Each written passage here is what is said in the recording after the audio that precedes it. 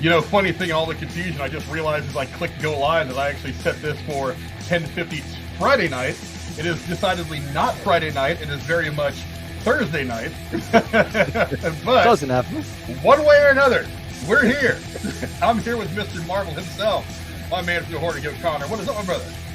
What is going on, good sir? It sounds like last week or so we've needed this little break, this little doozy to just enjoy each other's company and talk some stuff. So, I mean, good lord. Yeah, I mean, we're definitely gonna need some more collaborations in the future to help ease my mind.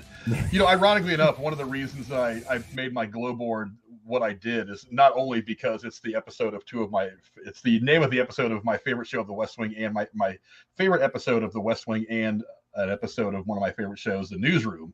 That's actually, but it has been quite a day for me. Me and you were talking about that a little bit before we went live. So yeah, it's been a thing. But here we are. We're here to talk about all things She-Hulk episode 7 and 8, and let's get right into episode 7 real quick, because like most episodes, not really a whole lot to go in here to, except for a couple of big plot points. Now, as I break down the goings on of episode 7, Jennifer goes on several dates with this guy Josh Miller, who she met at the wedding in the previous episode, but he disappears after their fun night together and seemingly ghosts her after they have their little one-night affair. While anticipating a text from him, she receives a call from Blonsky's parole officer, who informs her that the inhibitor that stops Blonsky from turning into the Abomination is broken, and that he wants her to accompany him to Blonsky's spiritual retreat named Summer Twilight to check on him. When the officer leaves, Manbull and El Aguila accidentally destroy her car, forcing her to stay there until it can be towed away. Despite the retreat lacking internet and cell coverage, Walters continues to nervously await a response from Miller. She attends a group therapy session with Blonsky, Manbull, El Aguila, Porcupine, Saracen, and Wrecker of the Wrecking Crew, the crew that attacked her a couple episodes earlier. Where she is convinced to delete Miller's contact information and let go of her feelings towards him. It is revealed, of course, in the episode that 3 days earlier, after their little affair, Miller secretly cloned Walter's phone and stole a sample of her blood on behalf of Hulk King after their little tryst. That's really the most important thing that comes from this episode is the fact that somebody finally got a hold of her blood. We still have no idea who this is. But they've got it now, and I'm curious to see exactly what happens. They do mention something in episode 8 that we'll get to in a minute, I'm sure. But yeah, I mean that's kind of the crux of this entire episode. Again, kind of a dead episode, not a whole lot of real development that pushes the story along, but the overarching thing of somebody after her blood, we finally see them getting in this episode. I don't know. What are some of your general thoughts on the episode? I feel like it's deja vu.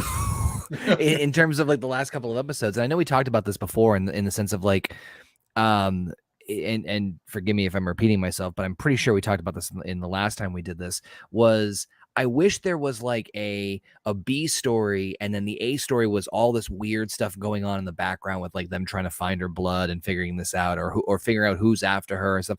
And it just feels like, and this is, to me, this was one of the weaker versions of this, and I know we've seen this a couple of times already, but like, yeah, it's like I know we've beaten to like the dead horse the last time we got together about how we want to see more of things of Jen, which it sort of does, but not really. It's just another excuse of like, hey, let's put her in this bizarro situation where she has to kind of like figure herself out and figure out what she wants, and it doesn't feel natural, doesn't feel authentic. It's just kind of another snooze fest for me, unfortunately. I mean, there's some cute moments just like anything else, like Manbull and some of the other side characters, but other than that, it is like just Yeah, there were obviously a lot of throwbacks to the comic books, Manbull being one of the big ones. El Aguila, they're all guys that have a history in the comic books. So nice little tip of the hat there. Callbacks to the comic books, little Easter eggs there for all the people who are into those. And this show actually has done the Easter eggs very, very well. There's been plenty of people that plenty of things, elements that have popped in there that kind of, if you're in the know, you're like, oh, okay, I get that reference. But yeah, it's again, this episode just didn't do much till the very end. Now, the end was important. The one thing this episode does for me is it makes pretty clear that Blonsky is for sure not a bad guy anymore. Because I figured that Yep. if he was going to snap and full abomination again and start acting like an asshole, it was going to be probably by this episode. So I'm pretty sure that Yep. Blonsky is now a good guy. And there is a lot of good dialogue between him and Jen, and he does, and the interaction between these two really does help her kind of find herself in her life and where she's at right now. It helps her feel.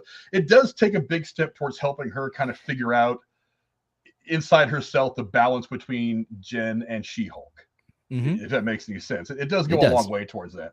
So that was a good thing. Blonsky, what's funny was because, like, you know, it's the whole thing of the internet putting things together, and I'm not innocent of this either.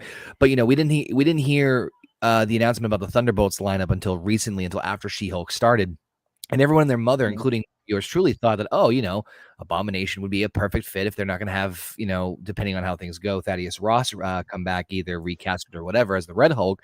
There's your Hulk character right there. But I think that the series really did a strong enough job with Blonsky and a couple of other smaller elements of like, no, that was that Hulk stuff. We're going in a vastly different direction with the other Hulk stuff, and being very clear about, you know, not going back and referencing that. So or tying up as many loose ends as they possibly could, because I mean, obviously with a character like She-Hulk, there's going to be a shit ton of references to Bruce. So I at least appreciate them with Blonsky kind of like, putting almost like a red ribbon on this and like, okay, nope, he's a completely reformed character, and let him be the conduit in a lot of ways to kind of help guide the new direction of this new Hulk-esque character into whatever the future is going to hold for her in the MCU. So I thought it was kind of clever. Yeah, but really the most significant part of this episode, other than they did focus on Jen a lot more in this episode. This is one of the things that I've said has been kind of a weakness for the show to me, is they're not focusing on the strongest part of the show, which is the Jen Walters character. That episode did focus a lot more on her and her personal journey, not just the green stuff. You know what I mean? And that to me was a good thing to see. I was actually much more attached to Jen in this episode, to the character, than I felt in any other episode of the show so far. I agree with you. I think that that's one of the, like, it wasn't substantial as far as moving the plot per se, as far as like who's like, but you're right. It did slow things down a little bit and allow you to actually like get to know her a little bit more, which we've been saying for the last couple of times since we've been doing that's what's been missing and lacking in this show. So yeah, I do give my hats off to them for at least trying that. Although the next episode and then ultimately this finale, that's going to be the big question mark, is how they're going to pull that one off, but we'll get there.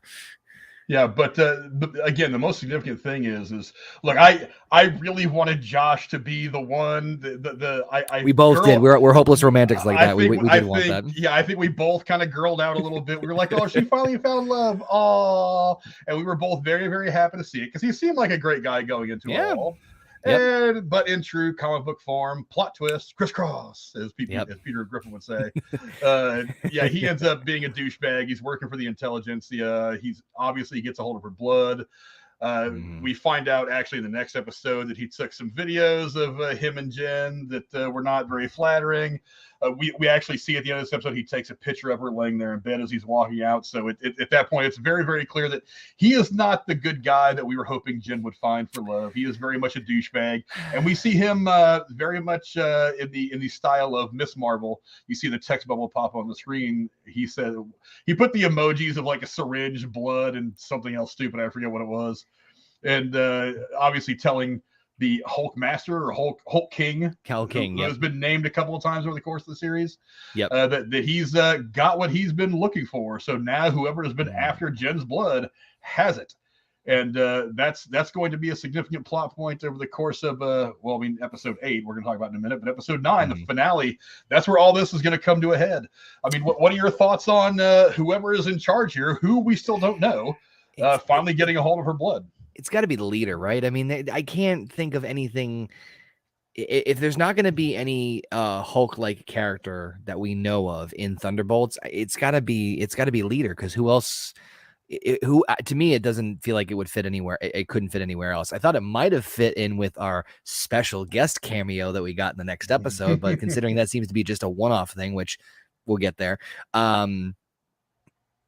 I don't know. That's the only real. I mean, that's the only really the way. It's very weird how this show is very is a little all over the place. Is it just me, or does it feel like the flow of it is not? It's not bad. It's just it's very head scratching. Like it's not the same simple formulaic like beginning, middle, end, and or like peaks and valleys. It's definitely a little different as far as the pacing. I don't know if it's because we're back to watching like the weekly stuff, like we would say this on the round table, like, the comparison of watching something in bulk versus week to week, but it is felt like just very bizarre as far as the pacing goes. Maybe that's just me. Yeah, this show had been billed from the very beginning, and we talked about it here. It's kind of an Ally McBeal style show. It's going to be done in that style. But the difference between this show and like Ally McBeal is even Ally McBeal had kind of a focus. Even though that show was kind of a week-to-week show, it's like unless they were doing some special series of 3 or 4 episodes, like the to be continued stuff or whatever, like each episode is very self-contained. This is not the kind of universe where you can kind of operate like that, because Marvel at its very core is long form storytelling, whether it's across an entire phase, the entire Infinity Saga, for example, of 20 whatever films in 12 years. It's very long form storytelling, but they've done a very good job so far of breaking these stories up into smaller segments, expanding on them a little bit, and giving us these great things to talk about and to watch, like the standalone movies in the MCU up to this point, or like WandaVision, or like Miss Marvel, things like that, and even the other shows that haven't done very well critically and kind of missed for me a little bit creatively, but they've still been good ways to expand on those characters individually and tell stories. This isn't really doing it the same for me. It's like all I know about her right now is that she's a lawyer. She got into an accident. Some of Bruce's blood actually got into her, and now somebody's after her blood. And the rest of it all seems fodder. It's not a part of a bigger story. It's very circumstantial, which is fine in like moments. You know what I mean? Like I feel like you have those sitcom shows and you have those like those typical shows where it's like, oh no, I'm making a horrible example here. Jen forgot her lucky briefcase and everything goes wrong and she doesn't feel lucky. What does she do? You know what I mean? Like that kind of like vibe of that kind of like, of like a sitcom episode or like a Saturday morning cartoon. Mm-hmm. That's what it felt like. This is what the tone has felt like for me for most of the show. It's not that I don't like She-Hulk, but it's just so different than anything else we've gotten before. And we've talked about this before. Like, Miss Marvel is clearly not geared towards prestige gentlemen such as ourselves, but there's still things that we like about it. And there's still things that's to enjoy about it.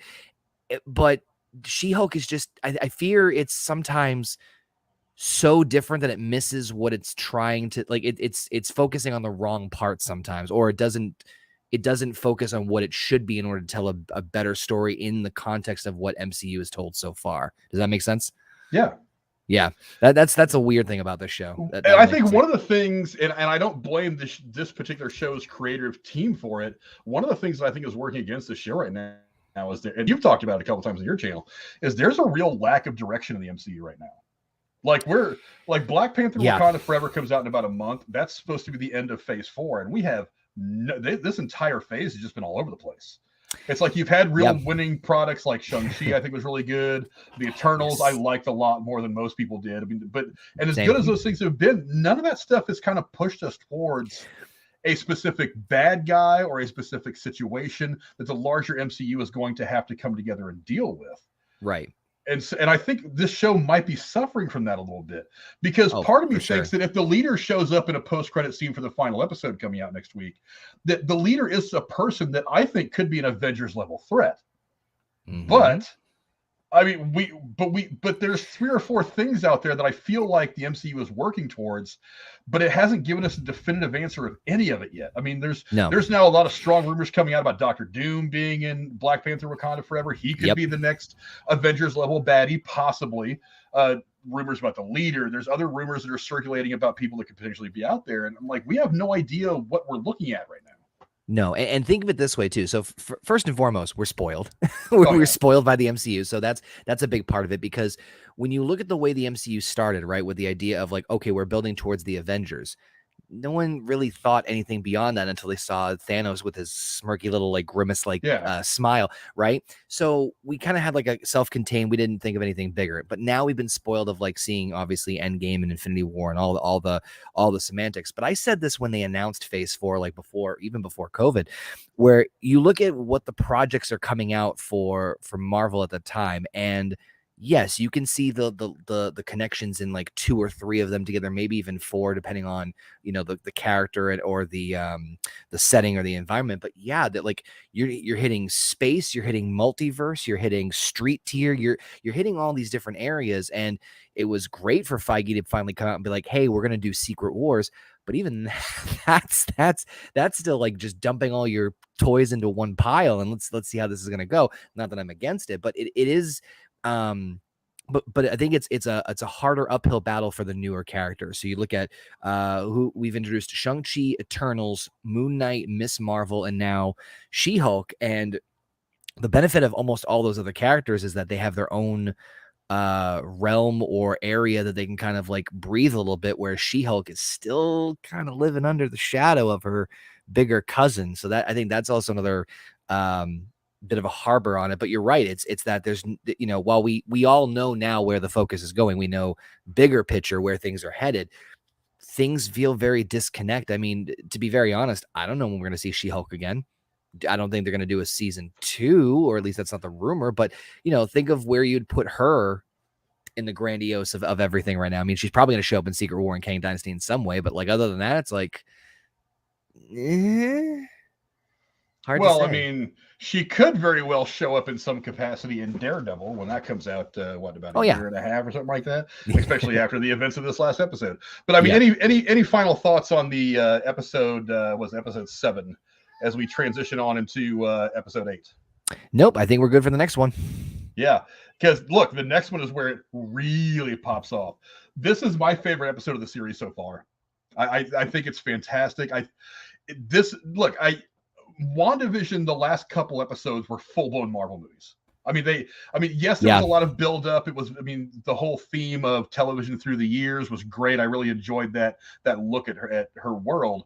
But the last 2 episodes of WandaVision, make no mistake about it, they were a full-blown Marvel adventure. They were not trying to pay homage to TV through the years. That's when it hit Marvel speed, and it went balls out for the last 2 episodes. I think this episode is kind of where it did the same thing.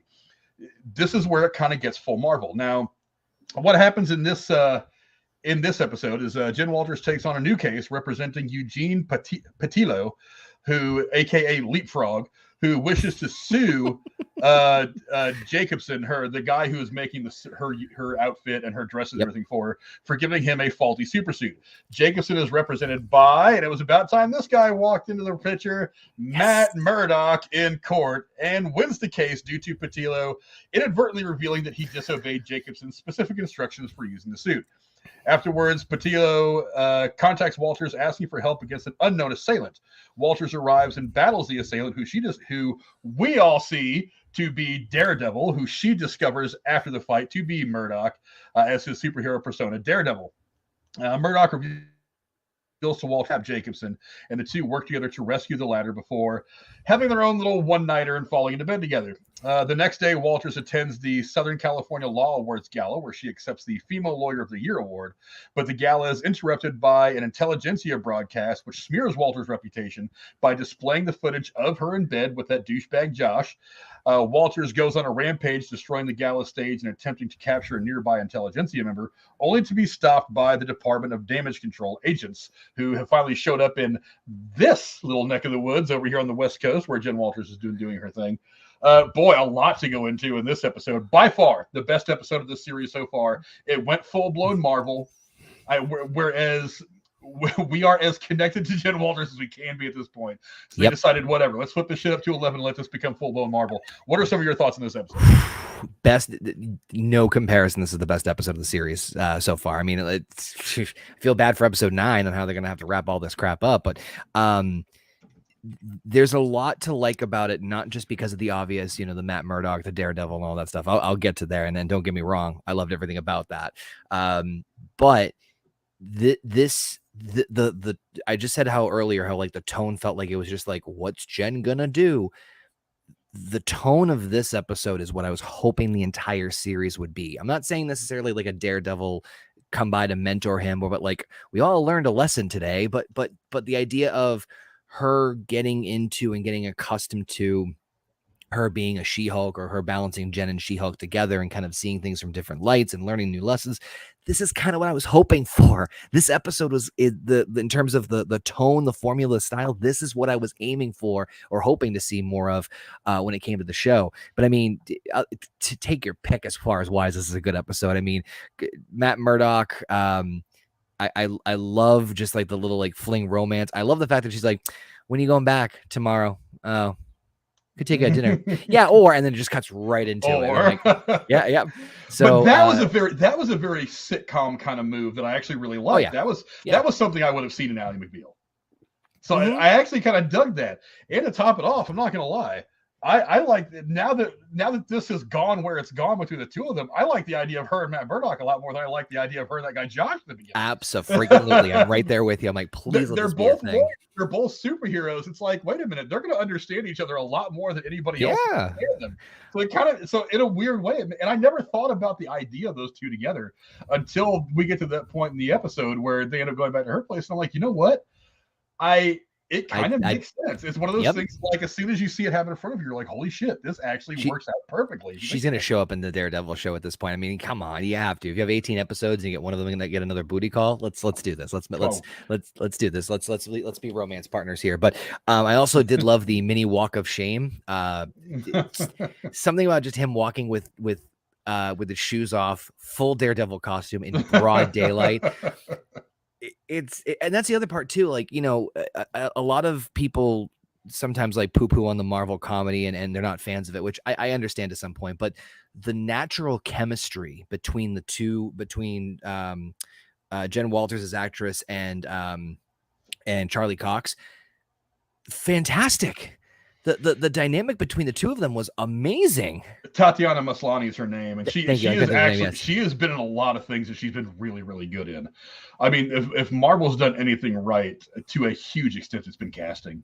And as much as I don't like what they've done over the course of the series so far, I love her in the role. She's very, very good.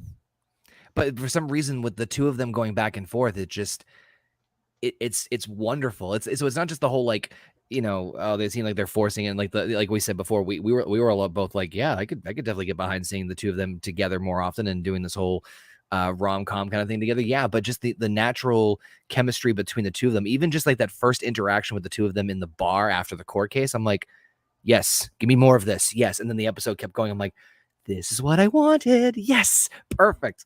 So and then on top of that, I don't know if you caught the Sokovia Accords, a little slide in there. The little drop of the Sokovia Accords being. He also mentioned that they had been struck down. I was like, so that is undeniable proof that the Sokovia Accords are no more.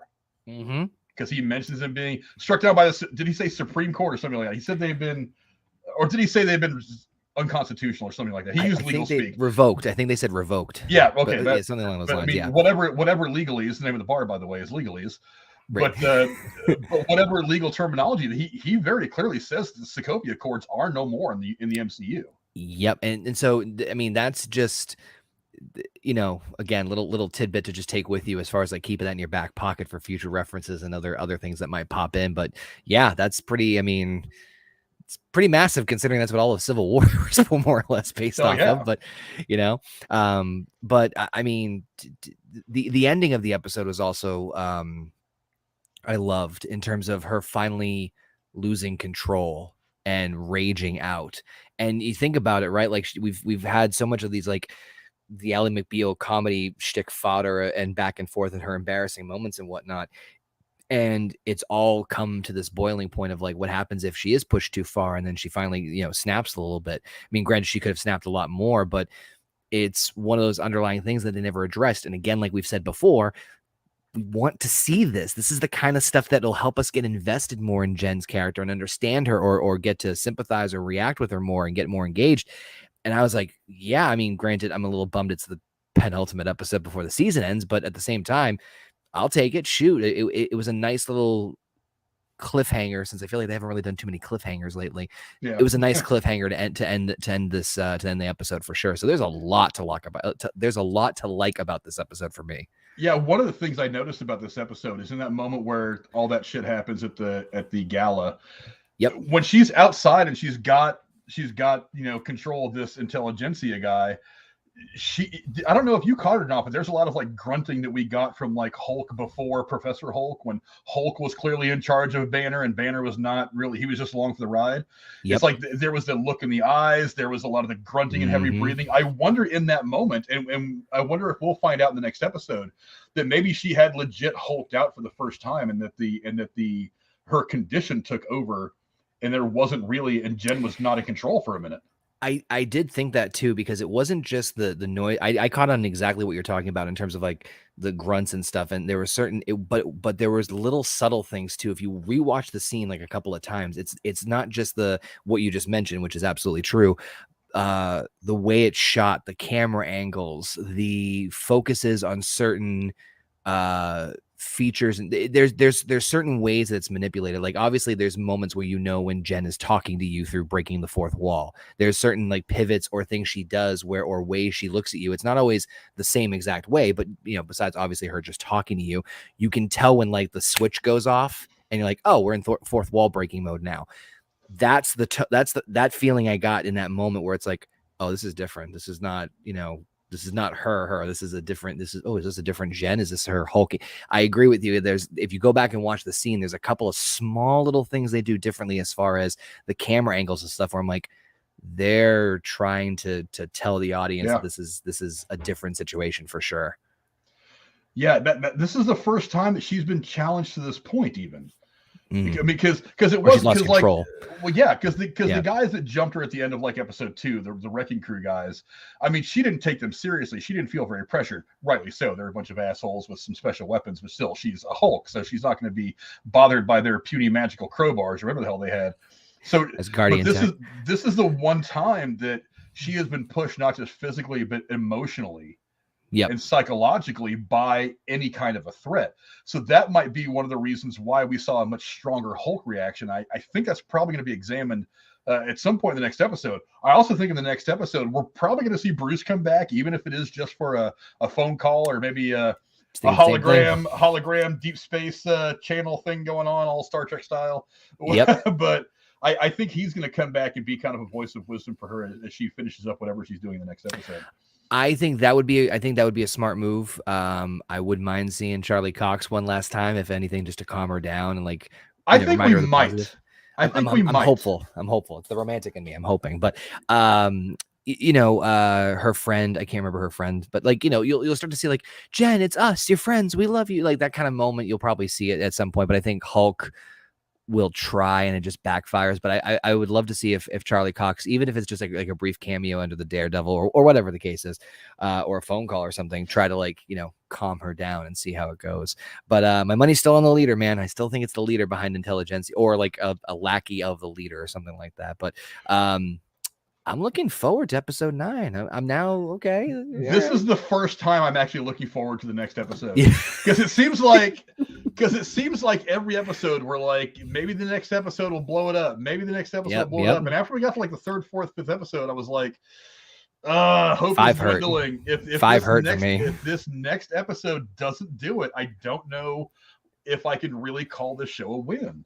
And I've had people on Twitter disagree with me, saying no, because I had responded to something I think the Hollywood Reporter had put up, that the girl that plays Titania is like, well, people don't understand this show. It's not for them. I'm like, no, it was made for us. It was made. Marvel does a great job about making things for casual fans. Yes. But the problem is it's not that we're not getting it. It's that we're not liking it. And you can't say that because we don't like it, we don't get it. We know what we like. It's like, I know I like pepperoni on a pizza, and if a pizza doesn't have pepperoni on it, I hardly call it a pizza. But I still appreciate that other people like pineapple on their pizza. That's like, I get it. Yeah. That's what you like. You get it. I may not get it, but you like it, and that's fine. The reality is nobody was getting it. This episode, as much as I like it, I do feel like it's too little too late to really save the entire series as a whole for me. I'm on a similar boat with you. And to echo your point earlier about like not liking it, the other part of it is that the direction has been very unclear as far as what they're trying to achieve with it. Like with the Marvel movies and the shows, right? Even if you're not as diehard as we are, you can kind of understand that they're usually doing a movie to either introduce a new element, a new character, or continue the story of ones that have already been well established. And with She-Hulk, there's story about her, but as far as like the bigger picture, it's like I know that, people have different opinions about different stuff, whether or not they like it or hate it or not, but you can at least understand, okay, WandaVision established Wanda as the Scarlet Witch, Falcon and Winter Soldier established the new Captain America, Loki established that the multiverse is completely shitting on itself. Shang-Chi introduced this new elements with the ring and a new hero to be added on. The Eternals introduced the Celestials. Like, there's at least method to the madness, even if you don't like the contained story or the element of which it's being introduced. But She-Hulk, I can't see the bigger picture with her. I don't you know what I mean? It's hard for me to, it's hard for me to appreciate it because I can't see on either side. Like, okay, well, even if it's a self-contained story, it's fine. Well, no, okay, well, what do you mean bigger picture of MCU? It's like, it's frustrating. But I agree with you in the sense of like, man, episode 9 better like destroy half of LA or something crazy. Cause I don't know. I mean, it's still on the fence for me, but episode 8 did help pique my interest for sure. Yeah, I have a feeling that episode 9 it's gonna be pretty big. Yeah, I think it's gonna be a big deal. I think we're gonna see. I mean, there's so many things that have to come around. We may or may not see Daredevil again. If not, I am okay with that. I'm right there with you, because we know we're getting Daredevil Reborn at some point in 2024. It's way too far away for my liking, but we're going to see him. I know. Who's to say we're not going to see Daredevil pop up in something else between now and then? Because that's an awfully long time to not get to this Daredevil thing. So I feel like he's probably going to pop up in something in a similar way that he's been in the show. Echo, I think will probably. Well, there is word that he's going to play a significant part in Echo, and I've read this, I don't know if it's true, but that his significant part in Echo will be him looking for Jessica Jones. So I did hear that too. Yes. Which, and there's a lot of stuff that's hitting the wires the last couple of days. That the guy Finn, what's his name? The guy that played Iron Fist in the Defender stuff on Netflix. I know who you're talking about. I can't remember his name, but I know who you're referring to. Yep. That there is there may be opportunities for him to come back into the fold. Listen, Disney's a money man at this point. Shoot. There's still ongoing rumors that Frank Grillo is going to come back as Punisher, which I would absolutely fucking love. Or not Frank Grillo, but John Bernthal. John Bernthal. Yes, that's the one. I'm like, no disrespect to anybody else, but get him back. We've said this before in the roundtable. I'm gonna beat this over the head with this, but in fact we talked about this. We just did Hawkeye this past Monday. I said I wish personally what I would love to see is the Punisher be introduced in the MCU because of the blip. Something happened with the blip that caused like a ripple effect for him to lose his family. Because I don't like the fact that the blip, while it does have some impact on some things, I feel like it's almost like etch a sketch erased and like everything's back to normal. I'd rather have like a ripple effect where like it causes other issues and whatnot. But personally speaking, I would be really cool if they somehow tied the Punisher to that, because I think it would be almost a perfect fit. But yeah, Punisher's a big one. I'm like, please, and Ghost Rider, give me those two. And honestly, if there's even an idea that they might bring back either Jessica Jones or Iron Fist, which I think are the two weakest of the Netflix Marvel shows, not bad, but certainly not the strongest. Why not bring back Luke Cage? I know a lot of people, it did not do critically well. I actually love Luke Cage. I loved up until about halfway through the second season. The second season did not end well for me. It's not a cliffhanger, but there's a lot that needs to be resolved. But I really loved that show. I thought it was fantastic. But so, I mean, if there's even an idea that you might bring any of them back, you may as well bring all of them back in some fashion. Might as well, right? Because I like because one of the things I liked about the Defenders was the idea of a ground level Avengers. Guys that aren't fighting Thanos, they're not fighting, whoever, they're not fighting fucking Galactus, or they're not fighting, whatever. They're not fighting Ragnarok or some shit. They're handling the business on the streets much the way that Spider-Man does. Yes. Because Spider-Man wouldn't be able to hold his own against Thanos. But he can sure hold his own against the shit going on in the streets of New York and Brooklyn, you know what I mean? Or Queens, wherever he's from. Plus, you could do like a rotating thing, or like have like a special guest or a cameo where you want to introduce a street tier level or street tier characters. I mean, shit, the Marvel universe, as I'm sure you know, even just from the comics. I mean, take your fucking pick. How many side characters do we get just in She-Hulk alone? Yeah, really. You know, you could do a revolving door situation. So yeah, I mean, I would love to see them. I would love to see them go back and do that. I mean, that would be fun, especially if presumably the mutants are going to be the next big thing after Secret Wars. Fuck, there's your crossover events where you can just do world's your oyster, world's your fucking farm, and take your pick on who you want to put where and target both markets between the movies and the shows. Yeah, no doubt.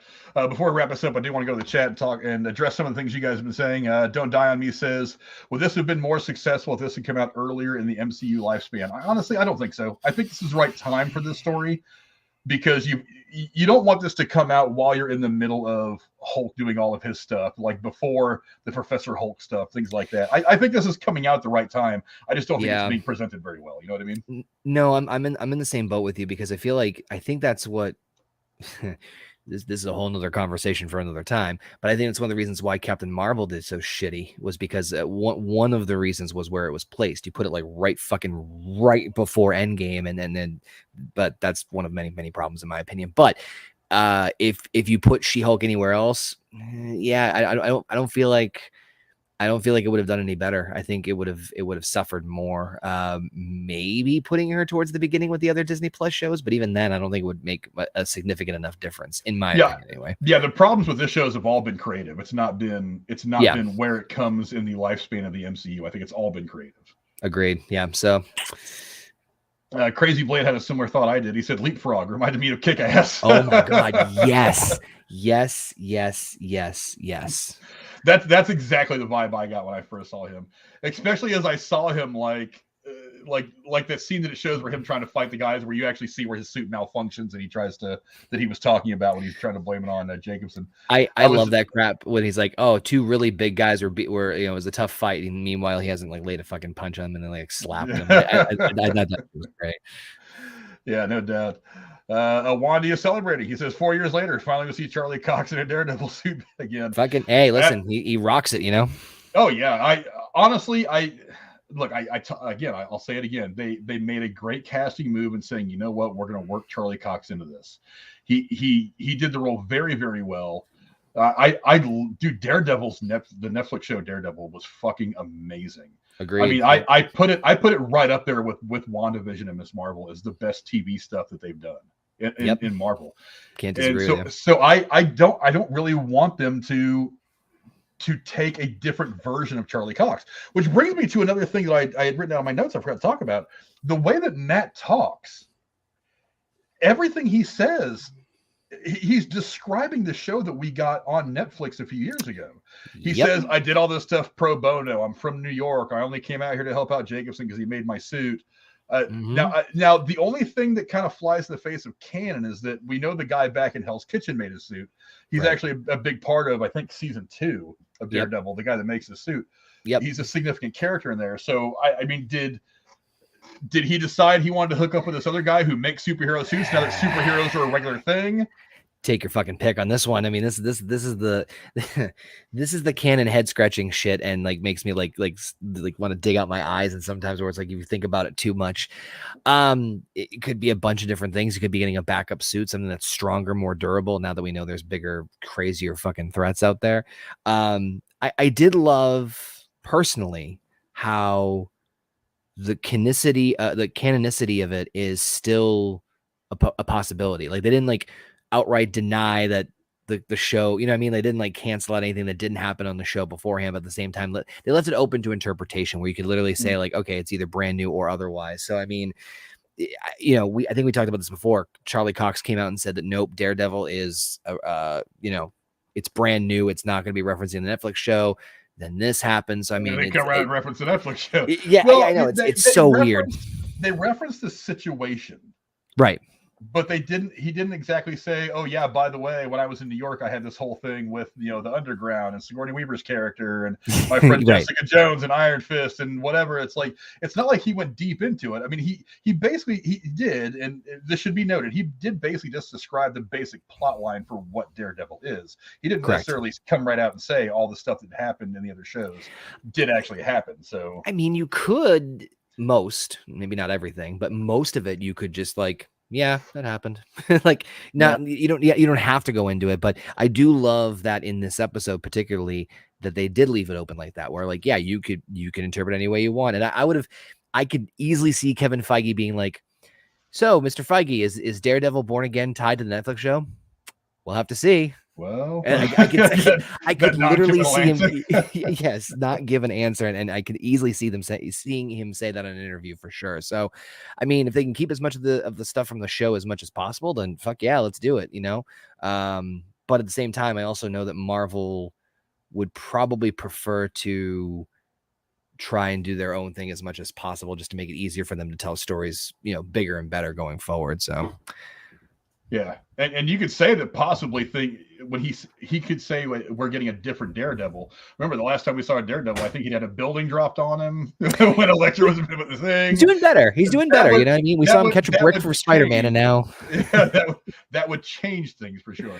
Yeah. Let's see. Crazy Blade says if they make a Miss Marvel season 2, they should have Iron Fist play a small part. I think that'd be interesting. There is rumors that they are doing a Miss Marvel season 2. I hope they do. I do too. That was actually, like we talked about before, it's one of my surprise favorites as far as I was not expecting it to be that good. The ending specifically, but we'll get there. But I haven't heard too much about anything beyond Phase 5. I mean, we I know you talked about this before. Deadpool 3 definitely happening, which so happy. We have Fantastic Four and then the 2 Avengers movies. There hasn't really been anything else for Phase 6. I mean, take your pick. I've heard season 2 for I mean, I know we're getting Loki season 2. We're getting, rumors of Miss Marvel season 2. I've heard a Doctor Strange 3 might pop in between. So, I mean, take your pick. But I would certainly not be opposed to a Miss Marvel season 2, depending on how the Marvels movie goes. But we'll get there. Yeah, Awandi says he's hearing the Punisher will replace the Jessica Jones part in Echo. I don't know if that's true or not. I wouldn't be against it. Yeah, I wouldn't be against it either. The question is he? Why is he looking for this person? Right. Why is he looking for a Jessica Jones? Why is he looking for Punisher? So, I mean, obviously, we're not going to get the complete answer in Echo because a lot of it's going to carry on into what we're eventually going to get in Daredevil Reborn. But that's going to be a big part of it is why is he looking for whatever characters he's looking for? Because if you think about it, they're both not the same character. They both have some of the same attributes. They're very similar. They're not the same, but they are very similar. Yeah, I mean, Punisher and Jessica Jones are obviously coming from different angles, so they might be doing the same thing for different reasons. But I think they would eventually end up doing the same thing. That's my guess. There are 18 episodes. I mean, Jesus Christ, this one's 9, and they're dragged it on in a couple of certain areas. So I mean, if you're gonna have some stuff to fill in between at the very least. You know what I mean? Yeah. So. Yeah, Tech says, give me Marvel Knights, Ghost Rider, Punisher, Blade, Werewolf by Night. I'm all about that. Yes. That's one of the things that I've been wanting for a long time now is Marvel Knights. I think that'd be a great thing to put out there. I mean, look, they've already teased a little bit of this stuff that they could potentially do on What If. I mean, because they used What If to tease a lot of the stuff that we would eventually see in Doctor Strange: Multiverse of Madness. Yeah, some other things that are coming down the pipe. So it's entirely possible that we get Marvel Knights at some point. I mean, I thought they were, to be honest with you, I thought they were going to kind of pigeonhole the supernatural stuff. To be very honest with you, after Endgame, I thought that like, okay, there's going to be other supernatural stories and stuff, but I thought that they would kind of pigeonhole it. And then, Doctor Strange happened, for better for worse. Mm-hmm. And then we have Blade, as I know you were talking about before. Blade's coming around the corner, which I was surprised when we hope it's around the corner. Yeah, let me rephrase that. Hope it's around the corner. Point is though, is that it's a property I didn't expect them to explore, and so now it's like, well, fuck. If they're doing that, there's a if they announce a Ghost Rider, fuck. I definitely want to see that Marvel Knights for sure. I mean, shit, I already pre-ordered the Midnight Suns fucking video game, so give me an MCU version of that. I will be a very happy man. Yeah, no doubt. Let's see. Don't Die on Me says he thinks that Disney bought the rights to the shows, so they have the rights to use the info. The thing is Disney always owned them. They licensed these IPs to Netflix so Netflix could make their Yes. specific series. Correct. But creatively speaking, these things all happened while there was actually two different people running the Marvel creative stuff. Ike Perlmutter was running the TV stuff, like Agents of S.H.I.E.L.D., all the Netflix stuff, things like that, while Kevin Feige was running the movie side, the MCU, the stuff that we get, the Avengers, Iron Man movie, stuff like that. Ike Perlmutter and Kevin Feige did not see eye to eye on a lot of creative things. And that led to eventually Ike Perlmutter's relatively short run in Marvel. And they eventually consolidated all this under Kevin Feige. Kevin Feige is now the Lord Master of everything Marvel. He controls television shows, movies, everything. So he wants them all to fit in just right. I don't necessarily have a problem with that on the surface, but like I said earlier in the stream when we were talking about some of the problems that Blade has been facing, they've got 29 Marvel properties in some stage of development right now. And he is the Lord Master of all those things. And there's only 24 hours in his day, same as yours and mine. So I mean, now, granted, some of these things are very early in development, and he's not overly involved. And some things that he's really involved in are things that are coming up in the next probably year or so. But I mean, again, it's a lot, and I said it before on the stream. I really do think that it's time that they step back on the production and said we need to focus on quantity over quality. I think that'll happen after Phase 6. I almost guarantee it because they've already. I really hope it does. Me too. Especially if you're going to do if you're going to go mutants and X-Men. I mean, you've got more than enough content, but I think that's one of the reasons why you see. I agree with everything you said, but I think that's also one of the reasons why you see a lot of repeat directors coming in now. I can't remember the names, forgive me, but I know that the director for Shang-Chi is slated to do Kang Dynasty. Yes. I believe they said that the writer for WandaVision and Doctor Strange is going to be writing Secret Wars, which good fucking luck with that. Good Lord. Not saying that he can't do it. I'm not saying he's a terrible writer, but just the monumental task of here, you write this giant thing that like in one movie. Oh, I need so much booze. But I think it's one of the reasons why you're going to see a lot of that. And I mean, it's probably the same reason why, the Russos directed so many movies and et cetera and so forth, is that you have a core group of directors and stuff that you trust to kind of carry the bigger vision and know that you can kind of let the reins off them a little bit. And they'll still put the ship in the direction you want it to go. Yeah, that's been the important thing for Marvel. It's like Kevin Feige is hiring people that he trusts, creatives that he trusts. But and I've talked about it several times on this channel. It's like they've like what's his name? The guy that runs it, Bob Chapek, that runs Disney. Yep. He's taken a lot of that creative control away that Bob Iger gave to people like Kevin Feige to do the creative stuff. And I think that's going to be that might be a part of the reason why we're seeing some of the quality slip a little in Marvel. Probably. But again, I trust Kevin Feige. I do too. He's gotten us this far. Yep. So yeah, and it's been a good ride. It's been a good ride to this point, so I trust him. Let's see. Tex wanting to remind us that Werewolf by Night actually drops tomorrow. It actually drops at 3 a.m. my time. I am not staying up that late to watch it. I probably won't get a chance to watch it until I get home from work tomorrow night, but I'm definitely going to be giving that a look. So you'll hear us talking about that in the next week.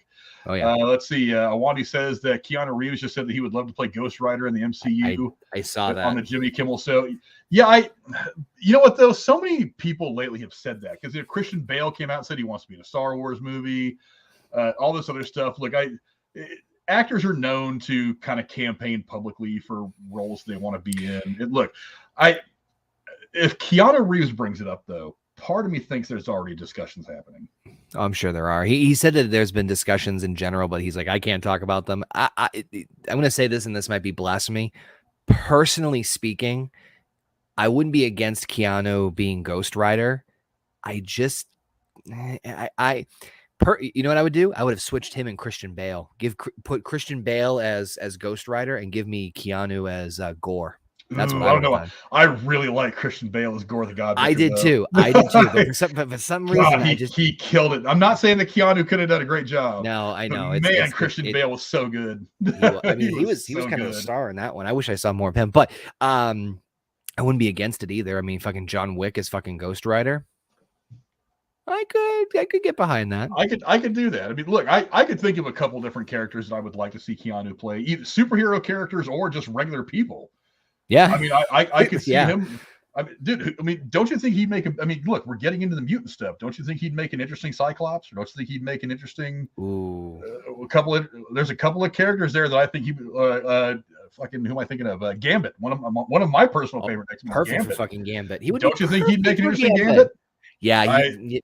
You know what? You shut me up. He would be perfect for Gambit. He would be perfect for Gambit. Again, he's one of those actors though. It's like, just to see him on screen, you'd be happy just to have him in any role. So even if he's the barista serving coffee to Tony Stark as he walks in, just whatever, I'm fine. As long as he's a regular, as long as he's got good screen time, I'm happy. I'm Jarvis. Yeah, but, no shit. He could be the new Jarvis. He could be the new AI. Fuck it, yeah. Whenever something happens, he'd be like, "Whoa." That would be kind of funny, but that seems like a good place to start wrapping things up. I know you got another stream you got to get to, and I'm on my third or fourth hour of streaming right now, and I'd like to call it a day. It's been a busy day for me, and I'd like to maybe get some dinner and go to bed. So yeah, this is not the last face you want. This is not the last face you want to see before you go to sleep. I get you. Yeah, no doubt. Thank you very much, of course, Conor from the Horny Goat, hanging out with us. Where can the folks find you on the internet? You can hit me up on Twitter at Mr. Marvel 613, as you see right there. Look at that. Frank just timed that perfectly. Oh my God. It's like he's a professional. I'm really good at this. Yeah. YouTube.com/hornygoat is where me and all the friends do all sorts of stuff, including Marvel Roundtable, where we deep dive into every single MCU show and movie. We just did Hawkeye last week, or this Monday, I should say, which means this week we're doing Spider-Man No Way Home. Oh man, it's going to be a doozy. But if you want to check out all the other fun stuff, including gameplay, all that other fun stuff, check it out. YouTube.com/hornygoat. Much appreciated. They do great stuff over on the Horny Goat. The link to their channel is in the description down below. As for me, you can find me here every Thursday talking about all the crazy stuff going on in the world of television, movies, and streaming. You can also find me over on Derailed most of the time. At 9 o'clock Sunday night, going over all the stuff happening in the world around entertainment, all the current events and things like that. That's where I usually I will be there Sunday, but it won't be until the second half of the show because work's gonna get in the way a little bit. I won't be there for the jump, but you should go check it out anyway. Go check out all the links to all the great channels that are in the description down below. Night Watch Zone, all those guys, great content creators, great movie fans. Go check those guys out. And thank you very, very much to my good friend Conor for coming down and breaking down the last couple episodes of She-Hulk. We will be back next week where we will break down the final episode of She-Hulk. Will it end strong? The last episode 8, was good. We're finally confident that episode 9 is going to be a strong ending. We're going to have back-to-back good episodes to end this. We'll let you know if we think if it saves the entire season, maybe it will pop off. There's going to be a couple of big things that happen in this next episode. I think it's going to cause it's going to be a lot of talk from me and Conor next week, I believe. Oh, so yeah. Definitely come back and check us out then. We very much appreciate you guys for coming to hang out with us. Thank you to all the guys who came up in the chat. Awandi, Tex, Don't Die on Me. There were a couple other people in here earlier. Crazy Blade was in here. Thank you guys so very much for coming to hang out with us. We very much appreciate it. And we will see you guys later on. Adios.